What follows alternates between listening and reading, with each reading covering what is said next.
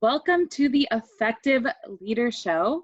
I am your host, Ashurina Petrossi, and today I have Monique Russell with me. Monique is a communication expert. She is passionate about teaching positive relationships in the work and home through effective communication. So welcome, Monique. Thank you for having me, Ashurina. I'm so excited to be here with your audience. I'm so excited to have you. If you'd like to share a little bit more about yourself with the audience. Oh, sure. So everyone, hello, and welcome. I am Monique Russell. I am from the beautiful islands of the Bahamas and also Nigeria. And yes, I am the clear communication coach. So I absolutely love teaching individuals and leaders how to have positive relationships at home and work using effective communication. And this stems because when I was growing up as a little girl, I had numerous situations where I was not communicating effectively. But I didn't know it then.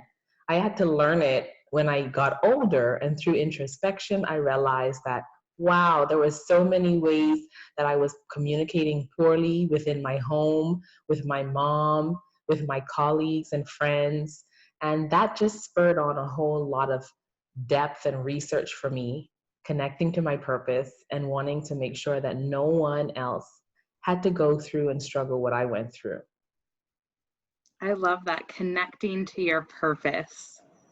Yeah. Absolutely. I say God thought of giving me this gift when I was 8 years old. I started speaking when I was 8 years old, and I didn't realize that it was a gift until later. Sometimes you just don't know, but once you think about those childhood moments and those things that used to bring you joy when you were younger and you connect to them as an adult, it's amazing how those things never really change or go away.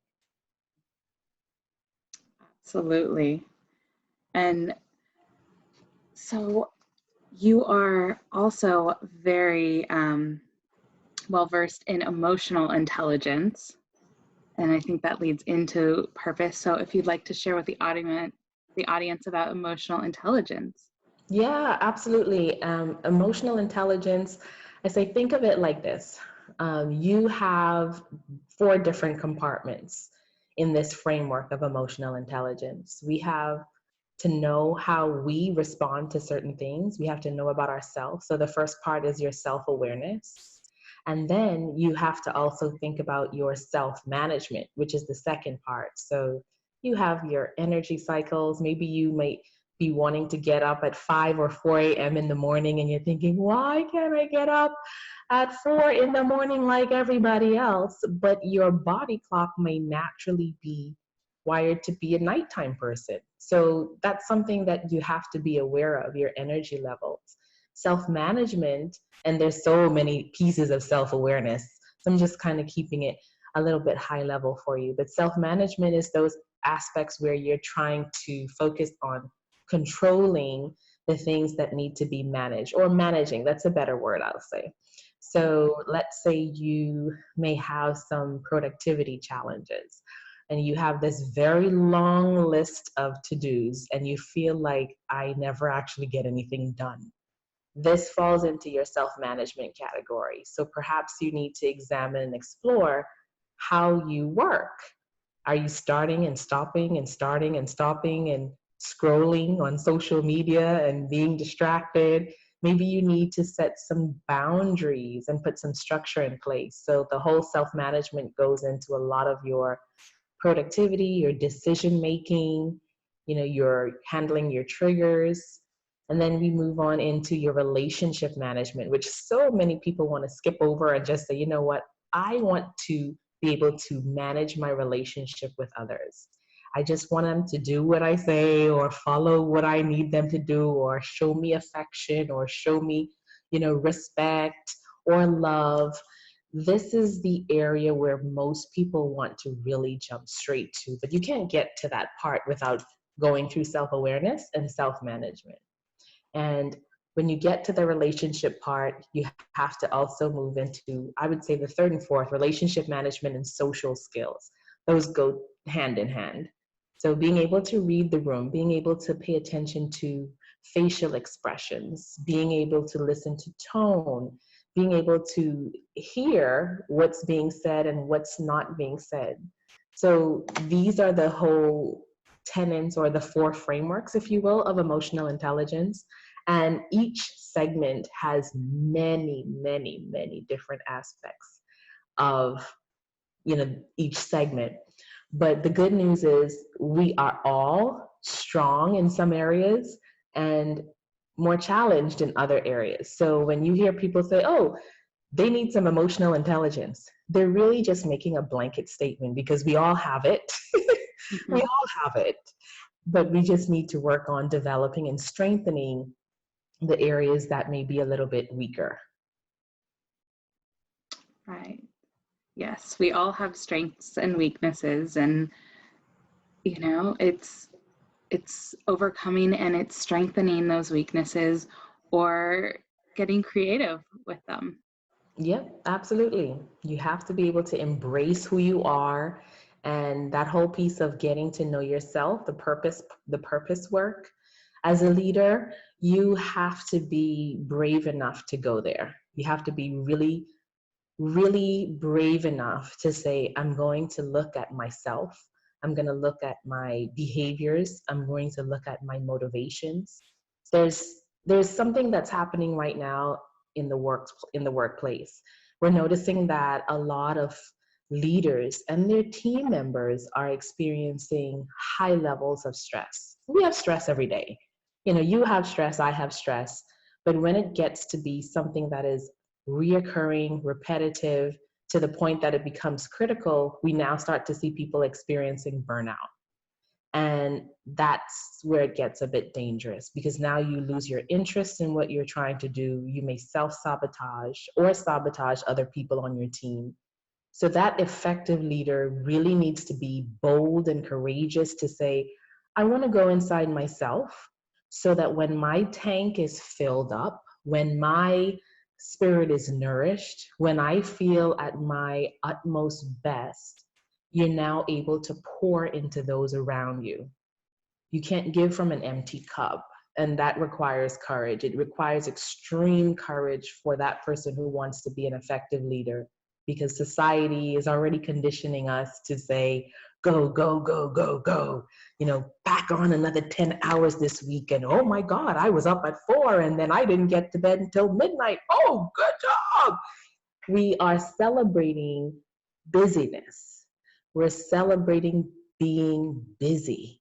And we're focusing a lot on external successes, titles. Although I'll say, I'm happy to see that the shift is occurring, because people are really longing for connection. So as a leader, it's going to be our job to take ownership, to take responsibility, and to be courageous to stand out and make decisions when it's not popular. And that's how we're going to build connection. That's how we're going to build respect among our team, but more importantly, for ourselves. We have to be able to respect ourselves, because that connects to our self-esteem. Absolutely. Yeah. And it's quality over the quantity, especially how many hours did you work? No, it's not about the amount of time or the amount of doing. It's who do you get to be in that space? Because sometimes, what you create in a 3-hour window versus what you create in an 8-hour or 12-hour window, just based on focus and your emotional well-being, really can be a drastic change, where what you accomplish in 8 hours can really be done in 3 if you're focused. Oh yeah, you said it. In fact, there's even this thing called the Law of Diminishing Returns. It's like, you've reached that point. I already know for myself. I have learned, before I would be doing that whole 8-hour thing, thinking that I'm supposed to be so productive, like some robotic machine for 8 hours straight. I would sit at my desk and eat my lunch and do my work. And it was so unproductive. And when I learned there was a better way to work, so that's again, in that whole emotional intelligence piece is also having a continuous love of learning, continuous development. When I learned that there was a better way to work, I could structure my day.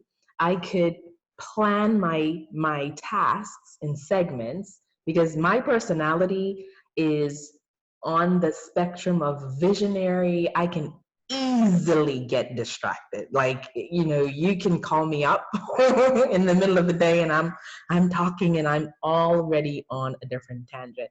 So I know that when I'm working, I need to set my timer for my task. I need to have my plan of what I'm going to accomplish today. And if I get them all done, great. If I don't get them all done, great. I'm not going to beat up on myself. So you have to have the awareness to know that all you can do is all you can do, and all you can do is enough. It's enough. And yeah, and prioritizing like what matters, what really gets to be created for that day. Yep. Doing that first, and then then it's like you said, so it's like the other things can maybe be shifted as well, like later on. Yeah, I don't know, but what about you? How do you structure, or how do you go about making sure that you're prioritizing your day? Have you run into any challenges in those areas? Absolutely, overcommitment sometimes. So the biggest breakthrough for me is when something comes along, I really get to look inside and, is this aligned with my vision? Is this aligned with the purpose and direction where I want to go?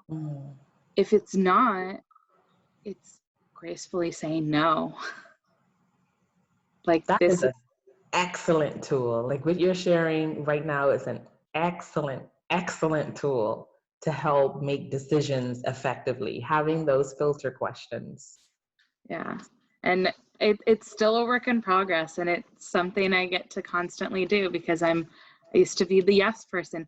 Ooh, this sounds exciting. This sounds interesting. Yes. Like, let's lunch and let's go to this event and let's go here. And oh yeah, I can add this project onto and then all of a sudden it's like, okay, then I am working those 12-hour days, 14-hour days. And it's like, it's not sustainable.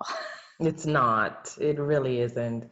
And it's always, we're always growing in that area.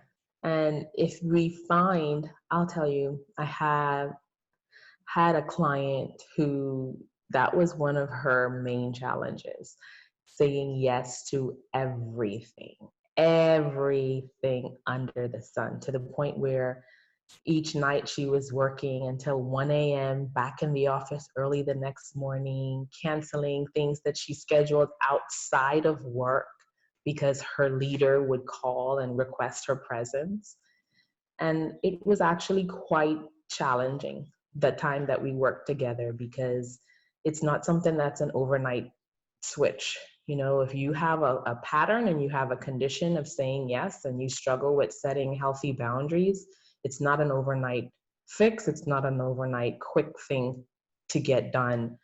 But I'll say this, when you have a leader who is that yes person, and that person is leading a team, it also spills over into that team, because now that leader isn't able to effectively manage the workload, and all of those yes commitments often trickle down into other areas as well. So just thinking about your team, thinking about the people that you're working with. Sometimes when we are overcommitting, it's not just impacting us, it's impacting other people around us too. And you can think of it, even if you are a parent, you have to think about, what are you overcommitting to? What are you saying yes to that may not be in the best interest of your home team, your family? I always consider them to be the stakeholders of your organization. Your family is a business as well. So these are tools, these are strategies and tools that you need to have in order to communicate effectively at home and work. If you're overcommitting in one area, chances are you're overcommitting in another area too. Yeah. And then, yeah, everything suffers. Your productivity is low, your output of the quality of your work is low, your connections, your relationships are low. Yeah, it's just all snowballs into each other. It does. That leads right into the stress management portion of emotional intelligence. I think for leaders to be very effective, that's another component. I mean, we talked about just understanding the framework, and we talked about just being able to understand yourself and manage your triggers and, connect with people. But when it comes to that whole stress management, and that's exactly what I'm referring to when I talk about the burnout that people are experiencing at work. It's having negative health and mental and social impact, and nobody wins. Nobody wins in those areas. So for anybody that is listening, you know, finding out how you can first identify the signs of burnout. Sometimes we can say, okay, I know that something's off. I know that, I'm just feeling exhausted. I'm not really interested in going to work. I just don't have that drive. I'm not feeling connected. I'm feeling extremely negative or cynical. Nobody wishes for those feelings.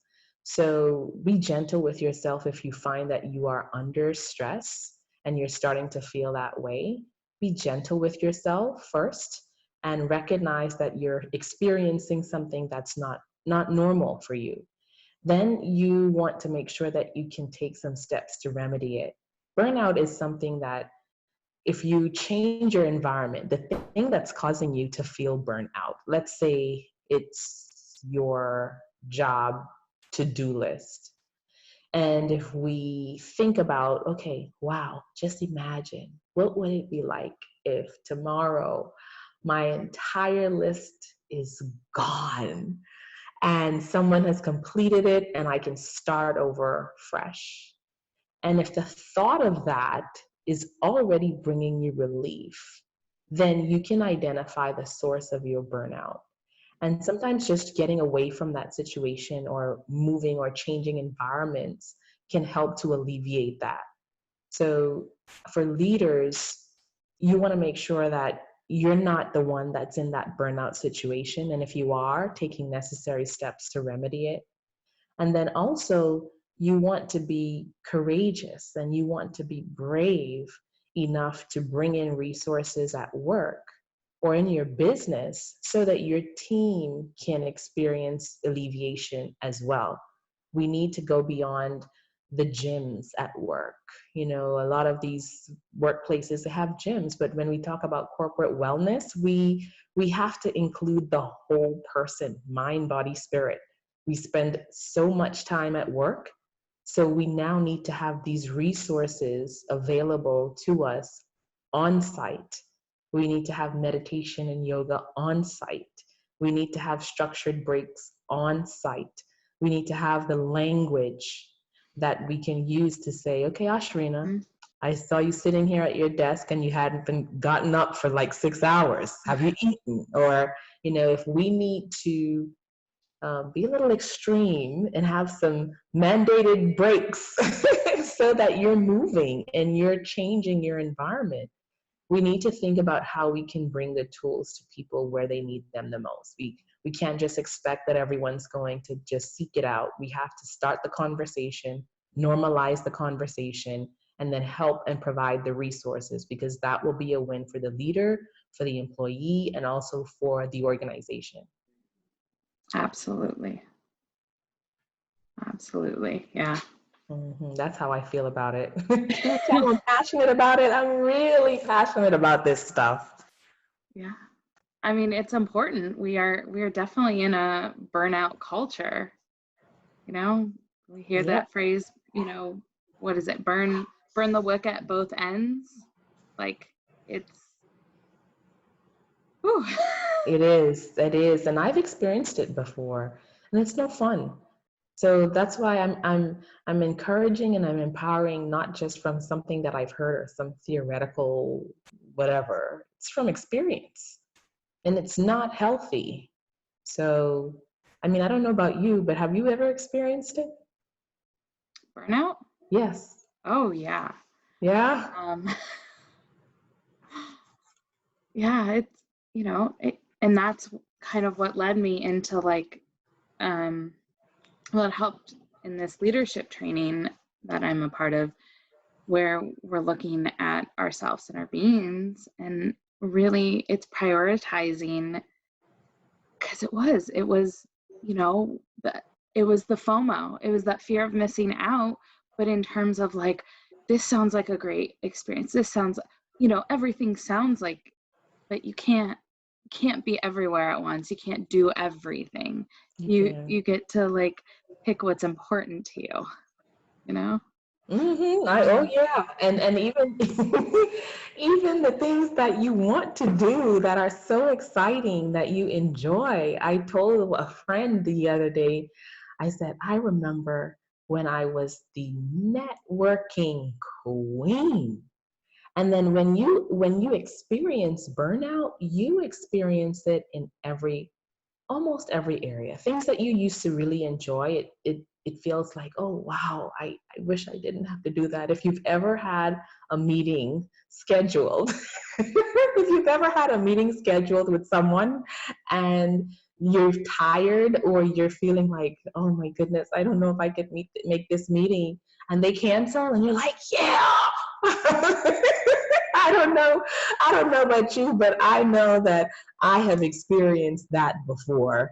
And I'm like, wow, you have to be able to say no or schedule meetings when you know that you can handle them. Mm-hmm. So again, this is not something that I read about. I've seen it. I've been there, and I've coached leaders through these processes too. Yeah, and you actually have an online course on emotional intelligence, right? Yes, I do. It is a fabulous course, and it is designed to get you thinking, first of all, about what it is, and then getting you to do exercises on your own that will get you thinking about things to build your relationships at home and work. There's some exercises in there that if you do them, it will definitely change your perspective. And for leaders and their teams, this is just the perfect way.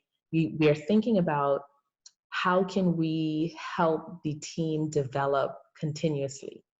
So this is Mm-hmm. just a perfect way for the team to go through the online course together, use it as a conversation starter, and then use the action steps to even build more connection within the team. Yeah, deeper connection with the team. Yeah.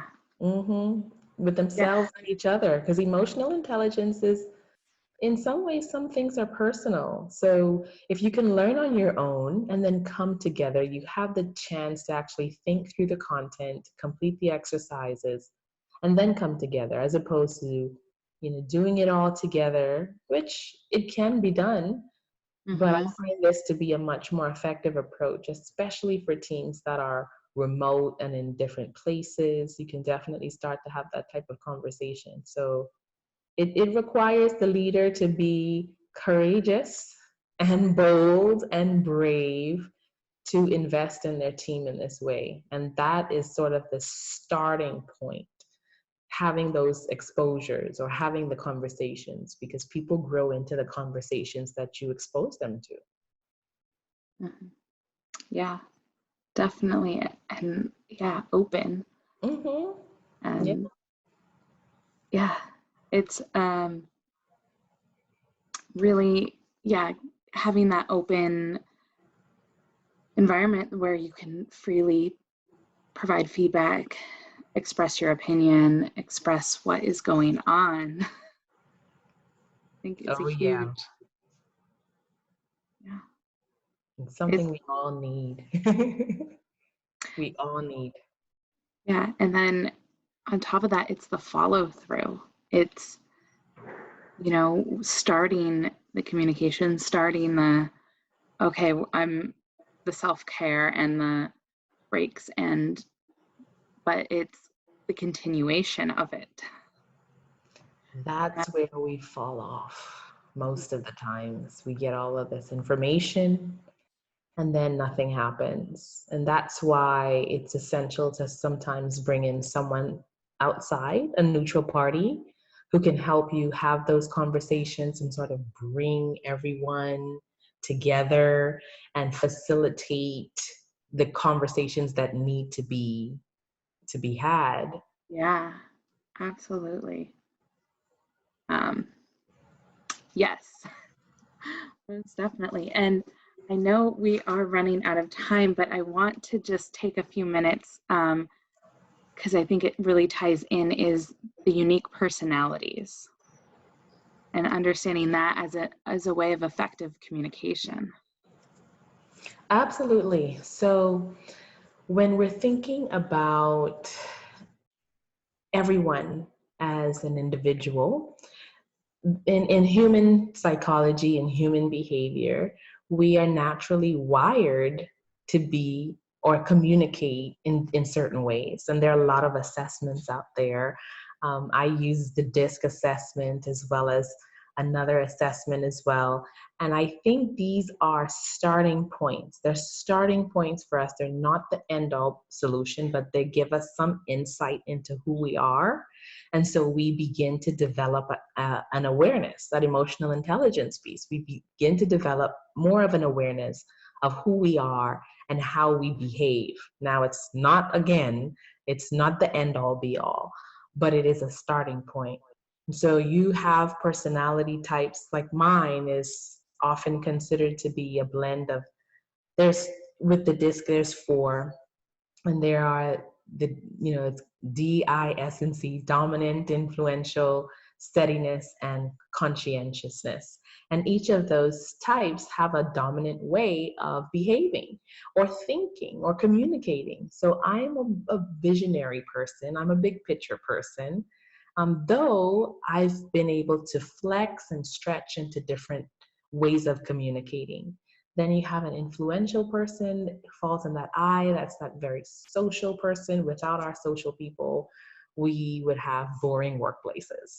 So when they're stressed or stretched, sometimes what makes us so wonderful and unique can also be our source of contention and stress. So maybe someone might be too social or, too chatty or whatever have you. And then you have those steadiness and conscientious ones, which are really our stable ones. We have those who are very, accustomed to change. We have our analytical people who make sure that we're not missing out important details. So once we are already like, oh, we have this vision, let's go run with it. But wait. We didn't think that if we run this vision, we will be broke in a year or something like that. So the personality styles are very helpful to understand yourself. And then in the understanding of yourself, you're now able to understand other people better.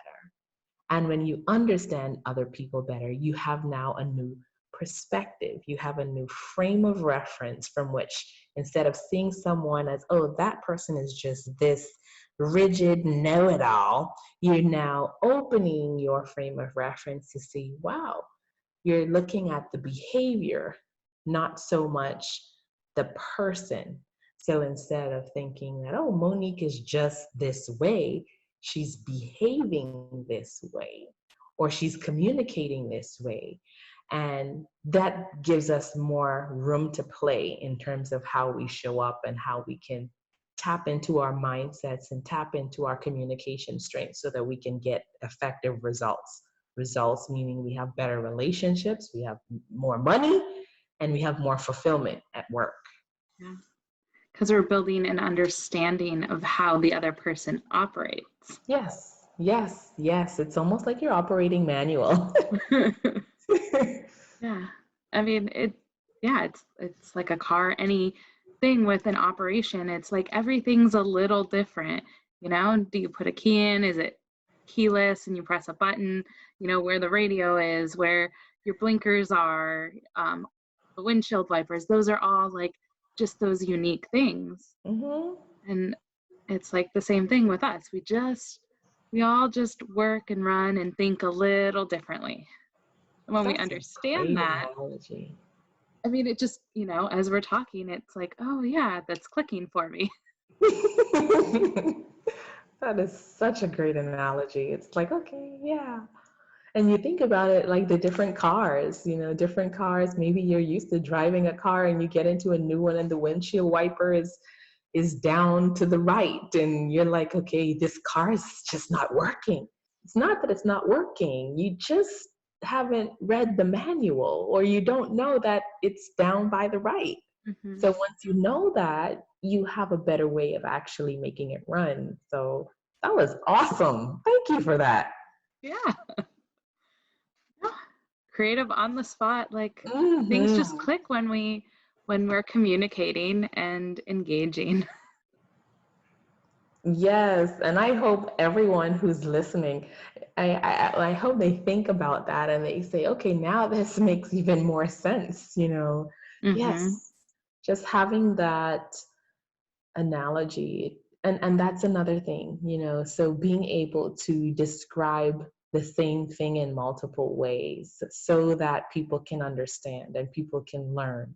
All of that is a part of the emotional intelligence. So I'm just really, really grateful that you are putting this on and you've taken the initiative to put this on for so many people, because it's a conversation that needs to happen. Exactly. I mean, and this is a learning experience for me as well. Every interview or conversation I'm having, I'm learning new ways. I've, been through many personality traits, and DISC is a brand new one for me. And everything is, we're constantly learning, and that's one of the traits of an effective learner or an effective leader, is the ability to continue learning and realizing we've never peaked, we've never like hit a place where it's like we know everything. Like an expert is always still learning. Like a lawyer, every year, even more, they have to learn the new laws because things get updated, things change. It's not like, oh, you passed the bar, you're a lawyer, now you never have to look at anything again.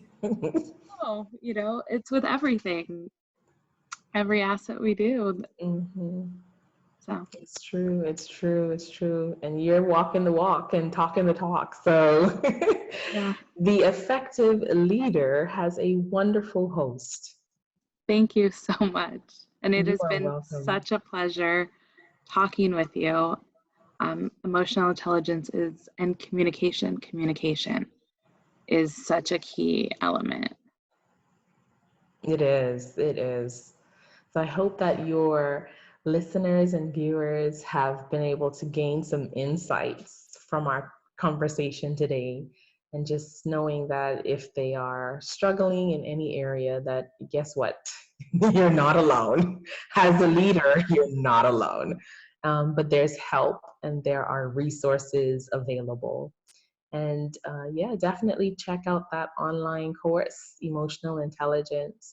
For your listeners, they will be able to access one of the modules complimentary. And then once they get to see how that goes, you can access the full course by registering right there within the online school. Yeah.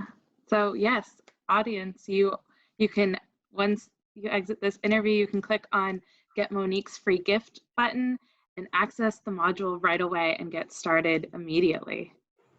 Absolutely. Definitely. I look forward to seeing you in the online school too. Yes, absolutely. Thank you so much again, Monique. It was such a pleasure. My pleasure. Thank you, Ashurina, for having me here today.